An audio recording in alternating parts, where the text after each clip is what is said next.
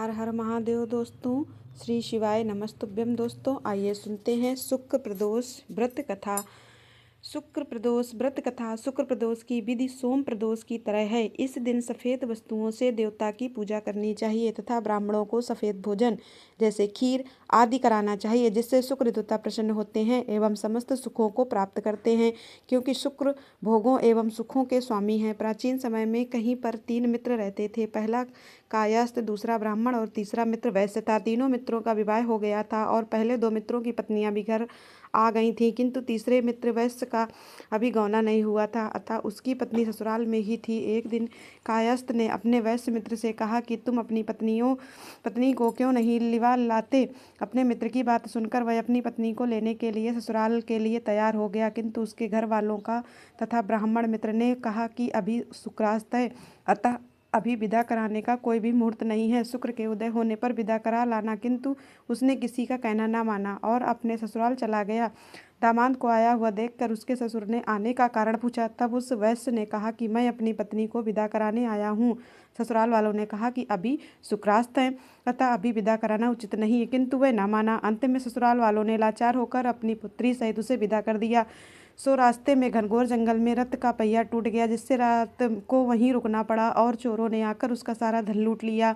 उस वैश्य पुत्र को काफ़ी चोटें भी पहुंचाई। इस प्रकार के अनेकों संकटों को सहन करता हुआ जब वह अपने घर में पहुंचा तो प्रवेश करते ही एक जहरीले सांप ने उस वैश्य को डस लिया और उसके सारे शरीर में जहर फैल गया। वैश्य की इस प्रकार की दशा देखकर उसकी नौवधू विलाप करने लगी। इतने में उसका ब्राह्मण मित्र आ गया। उसने कहा कि मेरे मना करने पर भी अभी शुक्रास्त है, विदा कराना उचित नहीं है, किंतु किसी का भी कहना न मानकर इन्होंने विदा कराई, इसी कारण इस प्रकार का दुख प्राप्त हुआ है। अतः यह अपनी पत्नी सहित वापस ससुराल लौट जाए तथा शुक्रोदय होने पर आए तो निसंदेह इसके सभी कष्ट दूर हो जाएंगे।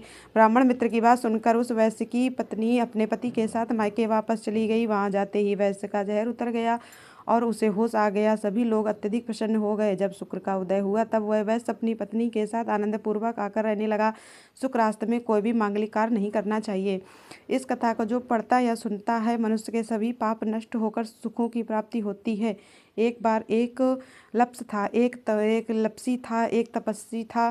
तब से हमेशा भगवान की तपस्या में लीन रहता था। लप्स रोजाना 1.25 सेर की लप्सी बनाकर भगवान को भोग लगाकर फिर खा लेता था। एक दिन वो दोनों आपस में झगड़ा करते रहे। तप्स बोला, मैं रोज भगवान की तपस्या करता हूँ इसलिए मैं बड़ा हूँ। लप्स बोला, मैं रोज भगवान को 1.25 सेर लप्सी का भोग लगाता हूँ इसलिए मैं बड़ा हूँ।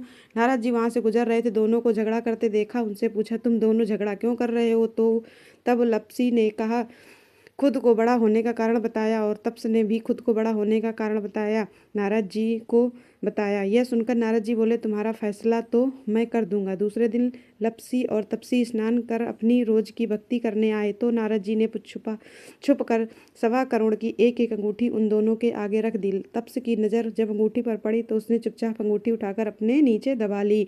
उधर लप्स की नज़र भी अंगूठी पर पड़ी, लेकिन उसने ध्यान नहीं दिया और भगवान को भोग लगाकर लप्सी खाने लगा। नारद जी जब सामने आए तो दोनों ने पूछा, बताइए नारद जी, हम दोनों में कौन सा बड़ा है?